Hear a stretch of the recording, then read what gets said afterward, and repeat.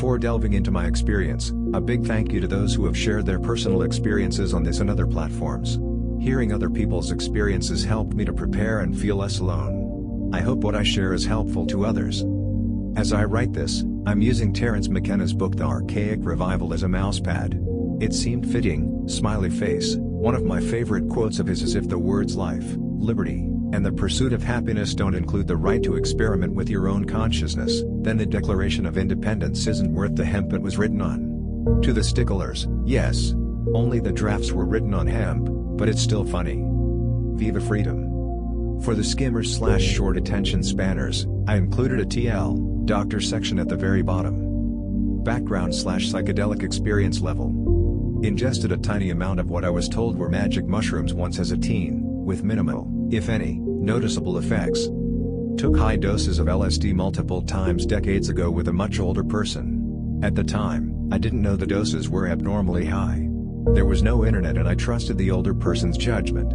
Pieced together, those experiences created a tapestry of breathing walls, dancing trees, intensely beautiful music, serene walks, slapstick comedy, crawling spiders, and terror, most likely from such high doses. Microdose 20 micrograms/UG of 1p LSD a few times successfully within the past month. This year, I decided to stop taking an SSRI I'd been taking off and on for 25 years. The recent microdosing provided great relief from the side effects I usually feel when titrating down from the SSRI. According to the SSRI's half-life schedule, the SSRI was no longer in my system upon ingesting 4-ACO DMT. The come up. My trip began around 12:30 p.m., soon after eating a bowl of oatmeal. I skipped my morning coffee. I put the majority of the dose in 6 ounces of distilled water and drank it immediately. About 45 minutes later, I ate the remainder of the dose. It had a strong chemical taste, so I chased it with chocolate. About 20 minutes after drinking the dose-infused water, I began feeling more emotional than usual. The trip. I decided to watch the movie Pretty in Pink, which I'd seen many times as a teen/young adult. I chose it because it was somewhat funny. I liked the quirky character, Ducky, and thinking about it made me feel sweetly nostalgic. Because I was expecting a lighthearted movie experience, I wasn't prepared for the waterworks that ensued. I had never cried during Pretty in Pink, has anyone? So wasn't sure why I was bawling my eyes out during every scene that touched on bullying, classism, and superficiality. Watching Molly Ringwald's character, Andy, experiencing sadness and betrayal absolutely gutted me. By the end of the movie, I was struck by its profundity. Clearly its plot and intensity was rivaled only by Francis Ford Coppola's Apocalypse Now, so why the silly title? How had I never noticed this title faux pas? Wasn't Andy a shining example of the noble, honest, and non-self-compromising person many strive to become? Why introduce such a smart, strong character with a backbone and integrity to Pretty in Pink? She went to prom alone in a dress she made to let them know they didn't break her. Then again, she was really pretty in the dress, so maybe the title was fitting? Apparently, I owe a huge thanks to the universe that I simply stopped there and didn't become trapped in the madness of a long thought loop. Between movie title musings and crying spells, which felt more therapeutic than sad, I laid down and looked at the ceiling patterns. Our ceiling sports some texture/unidentifiable shapes, so it's a bit interesting even whilst unaltered. The difference was color and movement. It was lavender and intermittently covered in fractals which appeared to be very much alive. At one point, the patterns began to pull apart but never completely separated.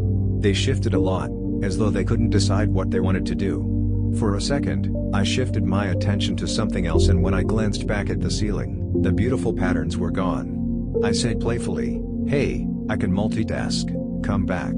As soon as those words escaped my lips, the patterns came back, which I found funny. It occurred to me that fractals may have a sense of humor. Darkness descends. I experienced terror a few times, but was prepared for that possibility, so wasn't caught off guard. When I felt the darkness descend, I spoke firmly to it. I said, "I will eat you, and in my stomach, you will turn into love. You will leave through my pores to become a source of love in the universe." In another instance, as the darkness tried to take hold, I started drawing hearts in my notebook and told it that I was turning its darkness into love. I told it that I knew love was stronger than darkness because I have been lost in darkness, but knew love was stronger. I kept repeating and writing, "I am strong, I am strong." Though speaking directly to the darkness was mostly effective, the activity that erased every speck of fear was going outside into nature. Even though it was bitterly cold and snowy, I felt completely safe and at peace, as though nature was holding me close. As a bonus, the trees were lovely and vibrant. Outside, the sinister energy simply melted away, like the Wicked Witch from Oz.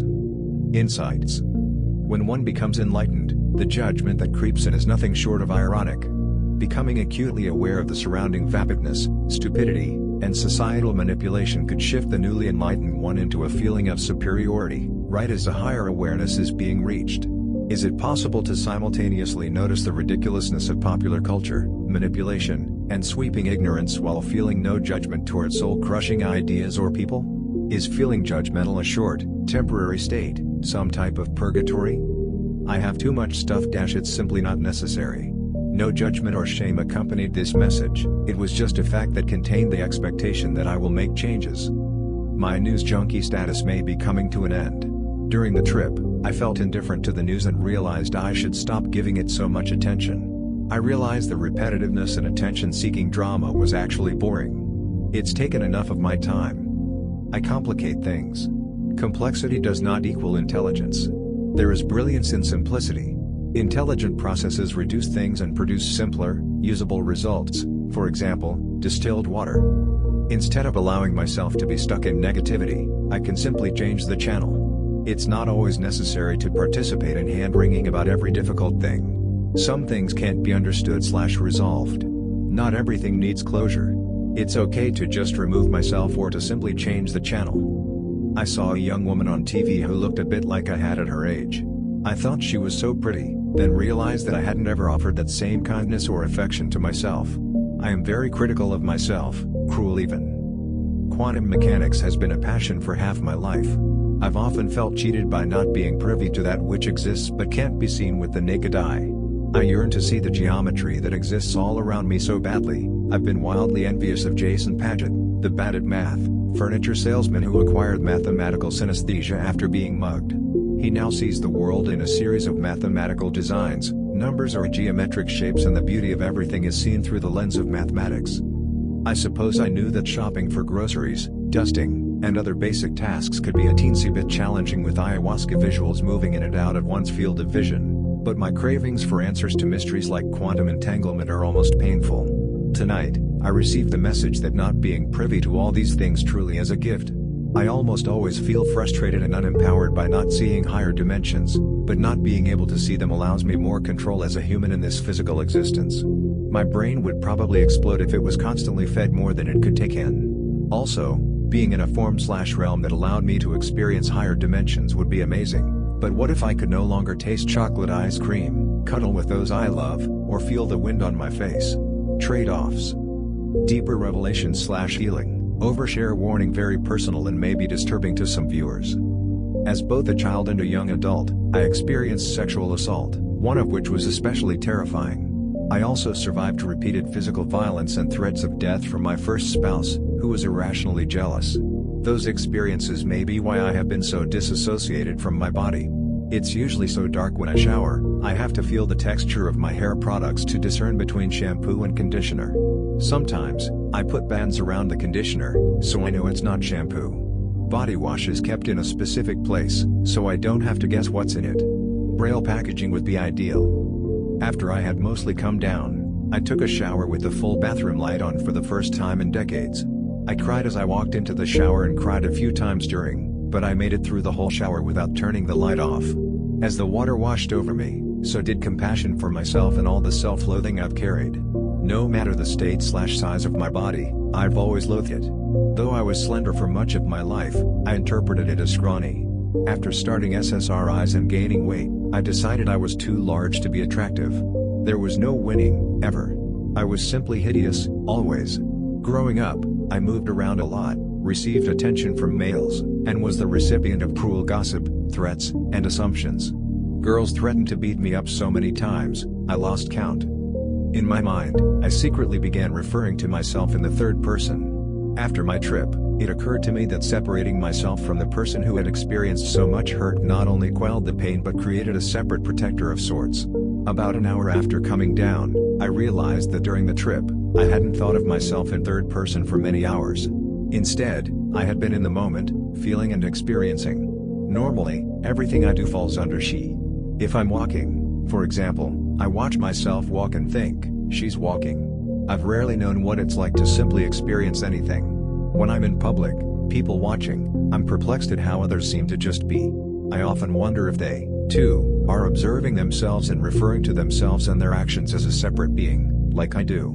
After this realization tonight, I came up with the phrase she is me. I plan to say that as often as possible moving forward when I think in third person, so I can stay aware of how disassociated I've been from myself. Throughout my trip, I experienced small intermittent headaches. Though they were noticeable, they were not too painful, nor were they very distracting. Physical sensation/discomfort. My hands didn't appear to belong to me, they appeared foreign and pale in color. They seemed disconnected from my body for hours, which was a little creepy. I wrote down that I didn't know who was making my hands move. Intermittent, mild headaches that subsided about 3/4 of the way through. Wrap up. What I did right. Engaged in years of research and listened to/read the experience of hundreds of people before having this adventure. Let my younger siblings know what I was doing, knowing they would be kind and non-judgmental. They each said I could call later if I needed to. Though I did not call them when I was afraid, just knowing I could reach out to them made all the difference. I made my dogs a top priority by giving them extra love and attention, checking to ensure they always had fresh water, and making a great dinner for them. Having and meeting the responsibility of my dogs during the trip actually increased my confidence and probably helped me to not freak out when I was scared.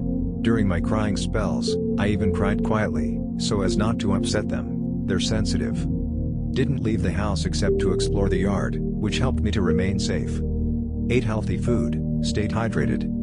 Pre-planning/resources included a notebook that contained positive words/ideas, a nearby journal to write in as needed, deep breathing before and during, saved psychonaut YouTube videos, and a pre-made music playlist. What I regret? I didn't let my spouse, who was many miles away working, know what I was doing ahead of time. In hindsight, not telling my spouse was insensitive. If something had gone wrong, my spouse would have been blindsided to hear bad news from my brother or sister. Though having this experience during fairly heavy snow seemed like a magical idea, if I'd had an emergency, medical personnel would have had a challenging time getting to me. Though I know I took a small dose, I should have used a scale to determine the exact dosage. TL, doctor. Come up, 20 minutes, after a light breakfast. Visuals, vibrant colors. Lavender, gray and black ceiling patterns, beautiful lavender fractals on bedroom ceiling. Some patterns appeared to be breaking apart, then came back together. The strongest visuals lasted for about 3 hours. Physical discomfort/strangeness, intermittent mild headaches. My hands didn't appear to belong to me, they appeared foreign, pale in color, and disconnected from my body. Fear level, medium-high, but not extreme, about 3 separate instances, total length about 1 hour, pushed through them by communicating firmly with the darkness, getting out into nature, and visiting pre-written notes/reminders. Summation, not a fun trip, but filled with gorgeous ceiling fractals, insights, healing, and growth. Planning ahead was helpful. Come down, faster than the come up, yet gentle. Total trip length, about 6 hours.